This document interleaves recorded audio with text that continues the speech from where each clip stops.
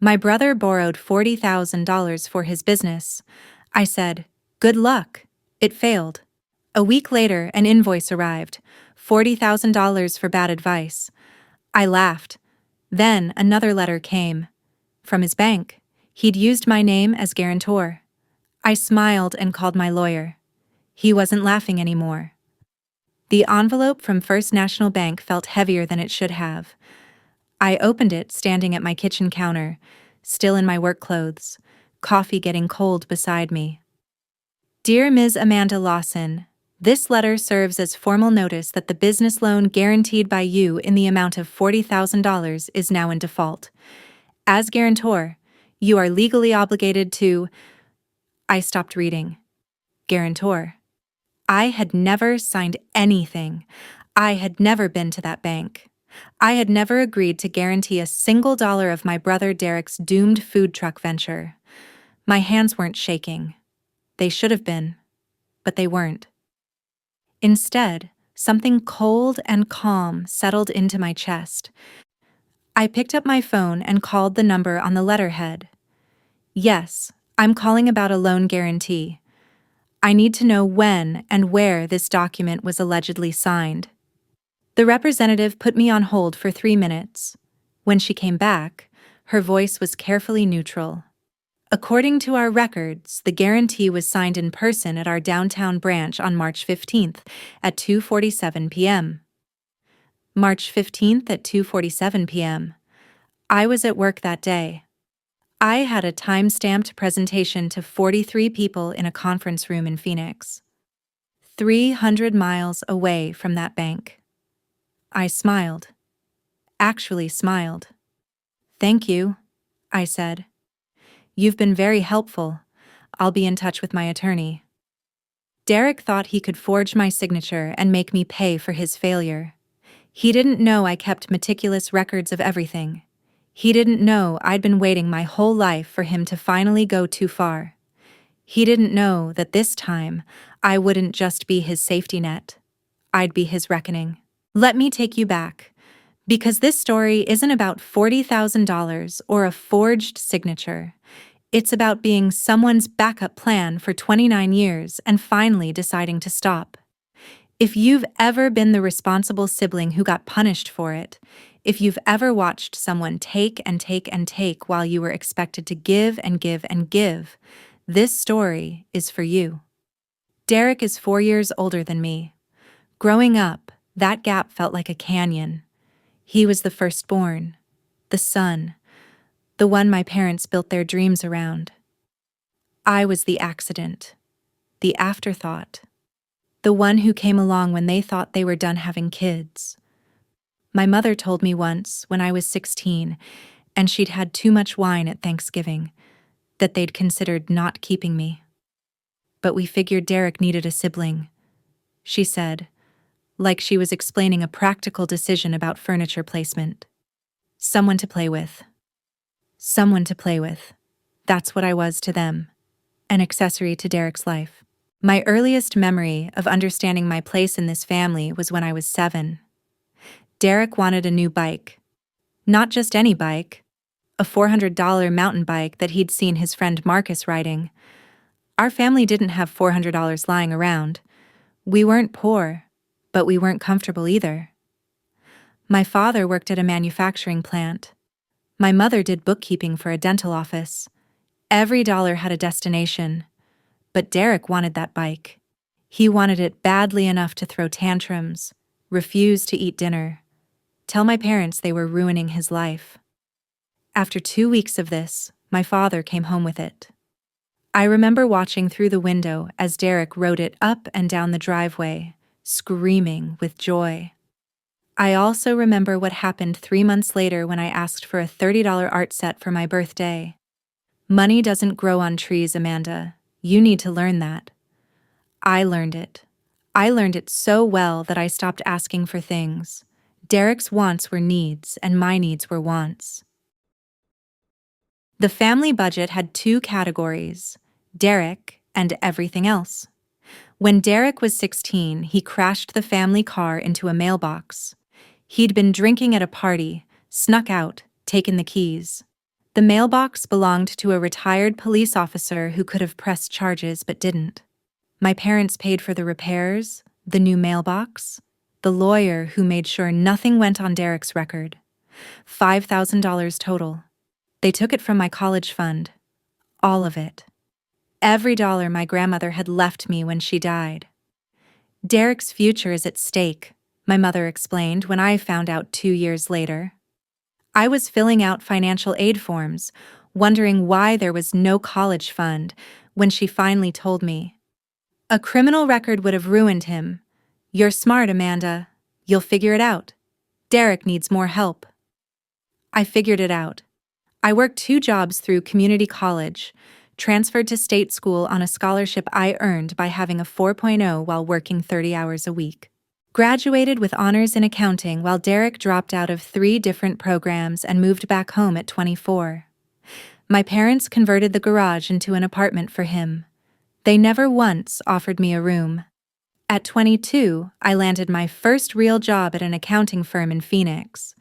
Starting salary, $52,000. I cried in my car after signing the offer letter. Not from happiness, from relief, from finally having proof that I could take care of myself without them. Derek called 2 weeks into my new job. He needed $3,000 for a business. Something about buying and reselling electronics. He'd done the research. Couldn't miss. Just needed startup capital, and since I had this fancy new job. I can't, I told him. I'm still paying off student loans. I have rent. I'm barely breaking even. The silence on the other end was cold. Then, "You've always been selfish, Amanda. I'm your brother. Family helps family." He hung up. Didn't speak to me for 3 months. When he finally did, it was to tell me that his electronics business had failed, and it was partly my fault for not investing. If I'd just believed in him, he said, things would have been different. That became the pattern. Every 18 months, a new venture. Drop shipping, crypto trading, a podcast network, an exclusive sneaker resale operation. Each one required my money, and each one failed. Each failure was somehow connected to my lack of support. If I'd just helped more, believed more, given more. By 27, I'd given Derek $8,400 across various investments and loans. I kept a spreadsheet, not because I expected to get paid back, but because I needed evidence that I wasn't imagining the pattern. $8,400 over 6 years. Not a single dollar returned. The food truck was announced at Christmas 2 years ago. Derek had found his calling. Gourmet tacos. He had recipes, a business plan, a vision. All he needed was $40,000 to buy the truck, outfit the kitchen, and cover first-year operating costs. My parents looked at me. Actually looked at me like I was an ATM with a face. "Amanda's doing so well," my mother said. "Maybe she could help." I set down my fork, looked at Derek across the table. He was smiling that smile he used when he wanted something. "I'll give you advice," I said. "Not money. Advice." Derek's smile flickered. "What kind of advice?" "Get a job. A real one. Work in the food industry for 2 years. Learn the business from the inside. Save your own money. Then, if you still want a food truck, you'll be ready." The table went silent. My mother's face hardened. My father found his green beans fascinating. Derek laughed. That sharp, dismissive sound he made when someone said something he considered beneath him. "I don't need to work for someone else. I'm an entrepreneur. I see opportunities others miss." "Thanks for the advice, little sister. But I've got investors lined up. Real believers. Not everyone is as scared as you." "Good luck," I said. And I meant it the way you mean it when you know someone is about to walk off a cliff and you've done everything you can to stop them. Have you ever watched a family member make a terrible decision and known, absolutely known, that you'd somehow be blamed for the outcome? The food truck launched in April. Derek called it Taco Royale. I saw the Instagram posts. Glossy photos of a shiny truck, Derek in a chef's hat he hadn't earned, captions about disrupting the food industry and bringing gourmet to the streets. I didn't comment, didn't like, just watched from a distance, waiting. By June, posts were less frequent. By August, they stopped entirely. By October, the truck was repossessed. Derek was living in my parents' garage again, regrouping. Then came December. 1 year after the Christmas announcement, almost to the day, an envelope arrived at my apartment. No return address. Inside was a single sheet of paper typed with Derek's signature at the bottom. Invoice to Amanda Lawson, from Derek Lawson. Date, December 18th, for consultation services regarding Taco Royale business venture. Your advice to get a job and work in the food industry for 2 years directly contributed to the failure of my business by undermining my confidence at a critical moment. Had you supported me properly, the outcome would have been different. Amount due, $40,000 payment expected within 30 days. I read it 3 times. Then I laughed. Actually laughed. Alone in my apartment. An invoice. For bad advice. For advice he hadn't even taken. I took a photo, filed it in my Derek folder on my laptop, threw the original away. Just Derek being Derek. Dramatic, delusional, desperate to blame anyone but himself. 2 weeks later, the real letter came. First National Bank. Loan default. Guarantor obligation. $40,000. That's when I stopped laughing. I called in sick the next day. Spent the morning gathering every document I could find. My presentation from March 15th. The attendance list with my name on it. Time-stamped photos from the event. Badge-in records from my office building in Phoenix. Credit card statement showing lunch 3 blocks from my office at 12:34 p.m. that day. Then I called a lawyer. Not just any lawyer. Rebecca Crawford, senior partner at Crawford & Associates, specializing in fraud, forgery, and financial crimes. I'd found her through a colleague whose brother had been victimized by an investment scam. Tell me everything, Rebecca said when I sat down in her office. So I did. 29 years of Derek. The college fund, the $8,400, the invoice, the guarantee I never signed. When I finished, she leaned forward. Amanda, what your brother did isn't just civil fraud. Forging a signature on a bank document is a felony in this state. Class 4 forgery. Up to 3 years in prison. I nodded. I'd looked it up. Are you prepared to pursue criminal charges against your brother? I thought about the Christmas when I was 7, watching Derek ride his $400 bike while I got a lecture about money. The stolen college fund, the $8,400 and a decade of blame, the invoice for bad advice. Yes, I said. I am. Rebecca smiled. Good. Let's start with the bank's security footage from March 15th. This wasn't the first time Derek tried to use me as his safety net, but I was determined to make it the last. The next 2 weeks were a blur of legal filings and document requests.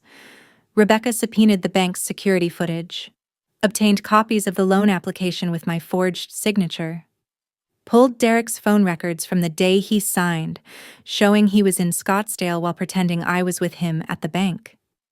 The bank was cooperative. More than cooperative. They don't like being complicit in fraud, even accidentally. The loan officer who processed Derek's application was put on administrative leave, pending investigation. She'd apparently failed to follow verification protocols. Specifically, the protocol requiring guarantors to present ID and sign in person. Rebecca explained what should have happened. Standard procedure is simple. The guarantor comes to the bank, shows 2 forms of ID, signs in front of a notary. The signature is witnessed, dated, and recorded. Your brother walked in alone, claimed you couldn't make it, and the loan officer just let him sign for you. That's a massive protocol failure. Can I sue the bank too? Potentially. But let's focus on Derek first. The bank's going to be very motivated to help us build this case against him. Their liability decreases significantly if they can show they were defrauded too. She was right. The bank's legal team called within 48 hours, offering full cooperation in exchange for a statement that we wouldn't pursue claims against them directly. Rebecca negotiated. They agreed to provide all documents, footage, and testimony, plus immediately cease all collection efforts against me. They also agreed to flag Derek's name in their fraud database, which meant he'd never get a loan from any major bank again. But she wasn't the one who forged my signature. That was Derek. The footage was clear. I watched it in Rebecca's office on a Tuesday afternoon. Security camera, black and white, timestamp in the corner. March 15th, 2:41 p.m. Derek walks into the bank, sits down with the loan officer, signs page after page. Then he takes the guarantor form, turns it slightly away from the loan officer, and signs my name. My name. In his handwriting. While telling the loan officer that his sister couldn't make it but had authorized him to sign on her behalf. That's 3 separate crimes, Rebecca said, pausing the video. Forgery, fraud, identity theft, all on camera. I stared at the frozen image of my brother. He was smiling in the frame, that confident, charming smile that had gotten him everything his whole life. What happens now? Civil suit for fraud, seeking full damages plus emotional distress. Criminal referral to the county prosecutor. Cease and desist to the bank. Demanding they remove your name from all documents. How long? Civil case, probably 6 to 8 months. Criminal charges, if the prosecutor takes it, could be faster. Forgery cases with video evidence tend to move quickly. Then the call started. My mother, hysterical. What did you do, Amanda? Derek says you're suing him. You're trying to send him to prison. How could you do this to your own brother? He forged my signature, I said, keeping my voice steady. He tried to make me responsible for $40,000 of his debt. That's a felony. He made a mistake. He was desperate. The business failed and he didn't know what else to do. His mistakes are not my responsibility. You're destroying this family. This family was never together, I said. Not in any way that included me. I hung up, blocked her number for a week. My father called, quieter but no less manipulative. Can't you work this out privately? Do we really need lawyers? He committed fraud, multiple felonies. If a stranger did this, you'd want them prosecuted. But he's family. Family doesn't forge your signature. Family doesn't try to steal $40,000 from you. Silence. Did you know about the invoice? I asked suddenly. More silence. Then, he mentioned it. He was upset. He felt like you'd sabotaged him. And you agreed with him? I thought maybe you could have been more supportive. There it was. Even now, even with video evidence of Derek committing felonies against me, they found a way to make it my fault. Goodbye, Dad. The hardest part wasn't the legal process. It was the loneliness. For 3 weeks after filing, I didn't hear from anyone in my family except through lawyers. My parents had chosen Derek. My aunt sent a text saying she was staying neutral, which meant staying silent while Derek tried to destroy my credit and my future. Cousins I'd known my whole life suddenly stopped responding to messages. I went to work, came home, ate dinner alone, watched the same shows without really seeing them. On the worst nights, I wondered if $40,000 was worth losing whatever thin connection I had to these people. If I should have just found a way to pay it, absorb the damage like always, keep the peace that was never really peace. One night, around 2 a.m., I sat on my kitchen floor eating cereal and crying, not because of what Derek did, because of the silence, because nobody in my family called to ask how I was doing. Because even now, facing identity theft and fraud, I was still expected to be the one who gave, the one who forgave, the one who made things easy for everyone else. I thought about calling Rebecca, telling her I wanted to drop everything. Then I thought about the bank footage. Derek's smile as he forged my name. The absolute confidence that I would absorb this like I'd absorbed everything else. That smile made the decision for me. I wasn't going to give him that satisfaction. Not this time. Rebecca called one Thursday evening. The prosecutor is taking the case. Class 4 forgery, 1 count. Identity theft, 1 count. Fraud, 2 counts.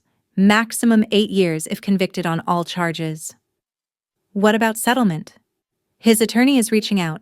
Full payment of $40,000, plus $25,000 in damages, plus written admission of guilt. $65,000. More than my grandmother's stolen college fund. More than I'd given Derek over 6 years. The next morning, Derek called. Amanda, please. I'm begging you. Drop the charges. I can't drop criminal charges. That's not how it works. Tell them you won't cooperate. They can't convict me without you. They have video footage of you forging my signature. They don't need my testimony. Silence. Then quieter. I can't go to prison. I'll die in there. You should have thought about that before you committed 3 felonies against your own sister. I was desperate. The business failed and I didn't know what else to do. You have a good job, good credit. I thought you could handle it. I thought you'd never find out. You thought wrong. Mom and Dad are on my side. The whole family is. You're alone, Amanda. I smiled. I've been alone my whole life, Derek. The only difference is, now I know it. I hung up. What would you do?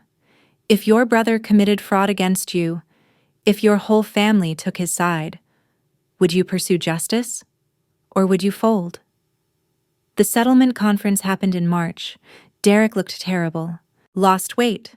Hair unkempt. Wouldn't meet my eyes. They offered $55,000. Full loan plus $15,000 damages. In exchange, I would sign a statement saying I had no further claims. I don't want more money, I said. I want a written admission. Full acknowledgement that he forged my signature, committed fraud, and attempted to steal $40,000 from me. That's problematic. A written admission could be used in criminal proceedings. I know. Amanda, Derek said. Please, don't do this. I looked at him. The brother who got the $400 bike while I got lectures, who had his DUI covered with my college fund, who took $8,400 and blamed me, who sent an invoice for bad advice, and then forged my signature to steal $40,000. You did this. Every part of it. You, not me. And I'm done protecting you from yourself. Full admission or we go to trial. Both cases. 20 minutes in the hallway. When they came back, Derek's face was gray. We'll provide the written admission. We spent 2 hours drafting, every word negotiated, but Derek signed, his name on a document admitting everything, witnessed, notarized, permanent. One more thing, I said. The invoice. I want it included in the record. Everyone who reads this file will know you tried to bill me $40,000 for telling you to get a job. Fine, include it. That night, I cried for the first time since this started. Not sad tears. Release. Something I'd held for 29 years finally letting go. The criminal case concluded 2 months later. Derek pled guilty to forgery and fraud, 18 months probation, 200 hours community service, felony conviction on his record. The prosecutor called. He won't serve time. First offense, non-violent, but the felony is permanent. Every background check for the rest of his life. My parents tried to reconcile 6 months after settlement. We've been thinking, Maybe family therapy. Why now? Because you're our daughter. We don't want to lose you. Did Derek ask you to call? Silence. Then. He's struggling. The conviction makes it hard to find work. He thought maybe you could help. With your accounting connections. Not reconciliation, resources. They wanted me back as Derek's safety net. No. Amanda? I'm not helping him find a job, not giving him money, not giving him advice. Nothing. Ever again. If that means losing you, I've already lost you. I'm sorry you feel that way. Sorry for my feelings. Not for choosing Derek every single time. Goodbye, Mom. I haven't spoken to them since. That was 11 months ago. I'm 30 now.